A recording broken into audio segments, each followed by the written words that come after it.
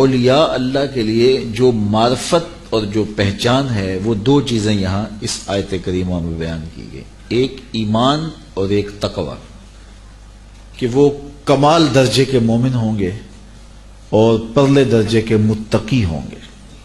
یہ دو خوبیاں اگر کسی وجود میں جمع ہوں تو اس کے بارے میں یہ گمان کیا جا سکتا ہے کہ یہ اللہ کا ولی ہے۔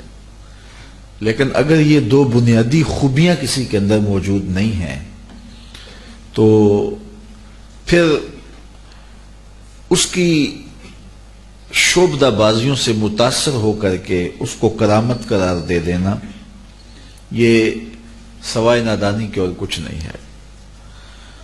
یہ بات ذہن میں رکھیں کہ ہر وہ خرق عادت امر جس کی نظیر لانا ممکن نہ ہو، اگر ولی کے ہاتھوں سے ہو تو اسے کرامت کہا جاتا ہے، اور اگر وہ کسی فاسق و فاجر یا بے دین کے ہاتھوں سے ظاہر ہو تو اسے استدراج کہیں گے۔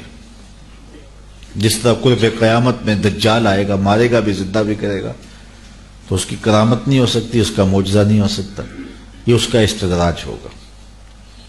تو استدراج اور کرامت کے درمیان فرق کو کیسے محسوس کیا جائے کہ یہ استدراج ہے اور یہ کرامت ہے؟ کرامت برحق ہے، اس کا انکار نہیں ہے، لیکن کرامت اور استدراج کے اندر جو فرق ہے اس کو ہر بندہ محسوس نہیں کر سکتا۔ یہاں بڑے بڑے لوگ جو ہیں وہ پریشان ہو جاتے ہیں۔ اس لیے ہمیں ایک ہی معیار دیا گیا ہے، ایمان اور تقوی۔ ہم چونکہ اس معیار سے ہٹے ہیں تو جعلی لوگوں کے ہتھے چڑھے ہیں، شعبدہ باز لوگوں کے قابو آ گئے ہیں۔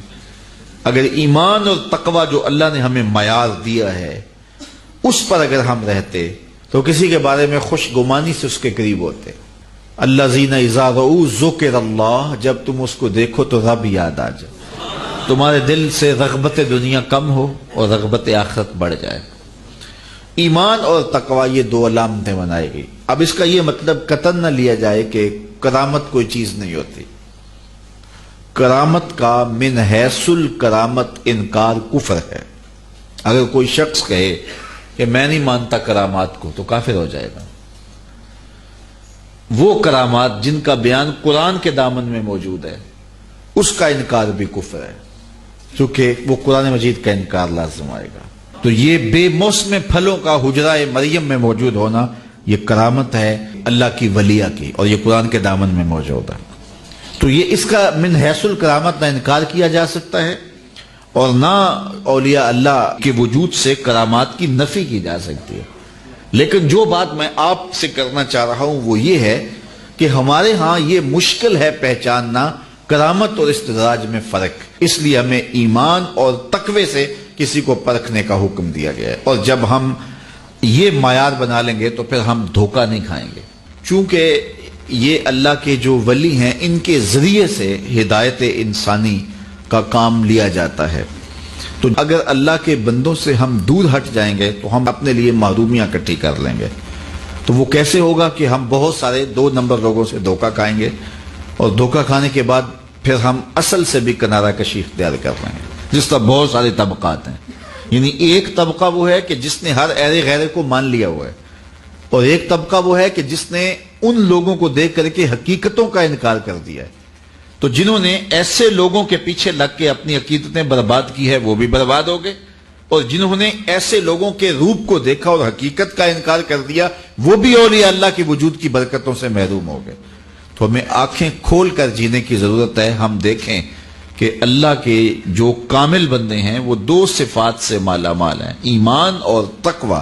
تو جہاں آپ کو ایمان اور تقوی بدرجہ کمال ملے تو وہاں محبتوں کا رشتہ اور ربط قائم کر لیں۔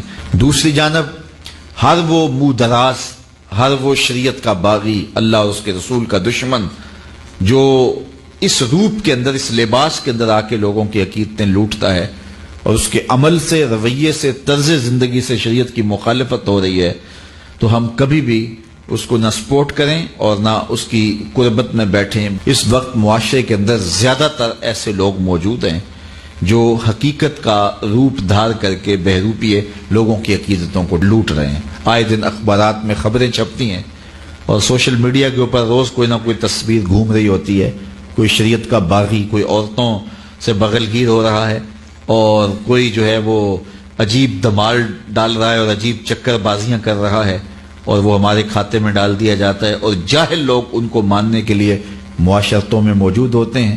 خوش نصیب ہیں وہ لوگ جو دونوں آنکھیں کھول کے جینے کا فن جان لیتے ہیں۔ اگر اس دنیا میں رہنا ہے تو کچھ پہچان پیدا کر، لباس خضر میں یا سینکڑوں راہزن بھی رہتے ہیں۔